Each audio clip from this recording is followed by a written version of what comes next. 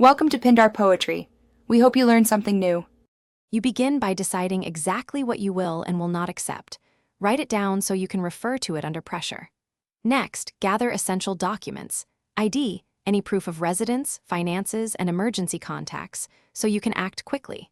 Then, contact at least one trusted friend and one supportive relative who will back your decision, and line up a counselor or legal advisor. Once done, tell these allies where you are meeting and rehearse a short, clear statement you will use when challenged. You now open controlled communication. Arrange a calm meeting and use I statements to explain why you refuse the arrangement.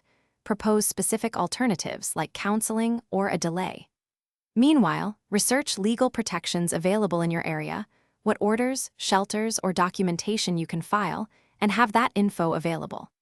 Make a safety plan with details on transport, neutral meeting locations, an emergency code word with allies, and a temporary place to stay if needed. Make sure to update the plan as conversations progress. You finish by formalizing your refusal. Read a short written statement aloud and keep a copy.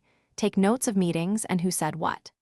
Then follow through, submit any necessary legal forms, inform employers or institutions if appropriate, and secure your finances and devices. If the situation escalates, retreat to a prearranged safe room or public place, call your emergency contact, and, if safe, record or document incidents for authorities. If allies withdraw, escalate to legal aid immediately and prioritize your safety above all. Thanks for watching. Consider subscribing if we helped you.